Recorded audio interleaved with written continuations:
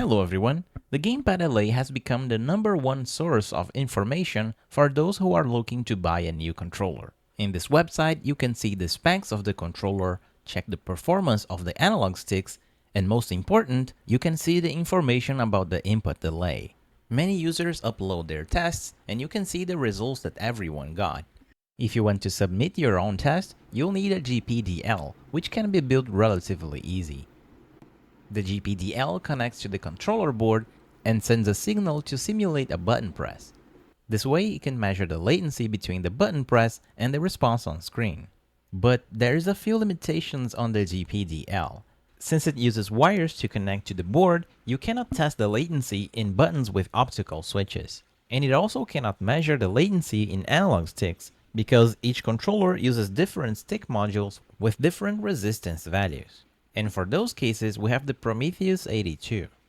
This tool is able to test buttons and sticks regardless of the components used. The way it works is by activating this solenoid that pushes the buttons or the sticks of the controller. In the tip of the solenoid, we have a switch that detects the exact point of contact. When the switch is activated, it starts measuring the latency, and it stops when it reaches the maximum range. For analog sticks, this works pretty well. As you can see here, the switch clicks just at the exact beginning of the stick travel, and the measurement is perfect every single time. But for buttons, and especially membrane buttons, the switch will click first, before the button reaches the end of the travel. So the measurement can have a few milliseconds of delay. But still, it's pretty good to have an idea if the buttons have a lot of latency or not.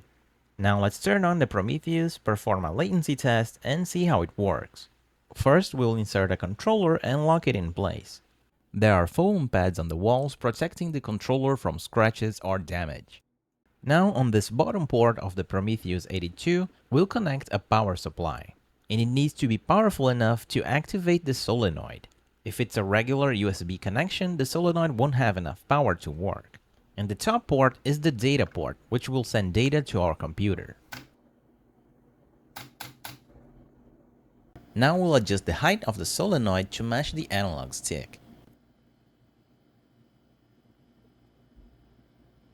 Make sure that the switch hits the analog sticks and clicks with pressure.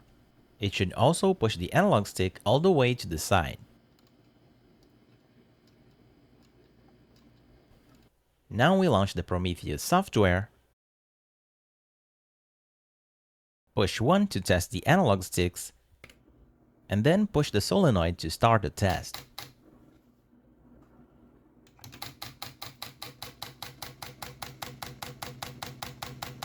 It is pretty loud and the solenoid is pretty strong, so you might have to hold it down.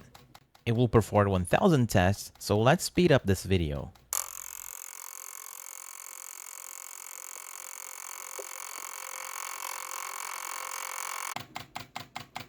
And here's the final results.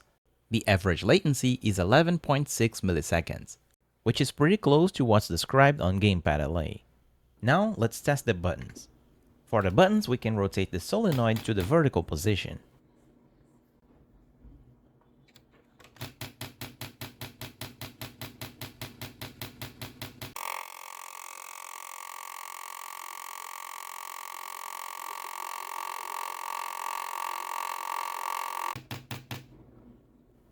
And here we have 6.7 milliseconds. It's the exact same measurement of the website. But I still wasn't satisfied, so I tested two other controllers. This is the Apex 5, and this is the Bayton Compact 70.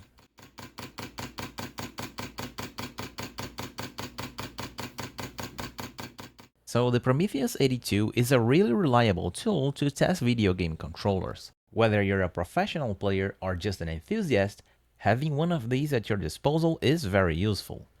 Even controller manufacturers like GameSir are using the Prometheus 82 now. You can buy one for yourself at John Punch shop. Keep in mind that the version that they're selling now, it's an updated version. It uses a separate sensor with a reverse button layout to test the sticks.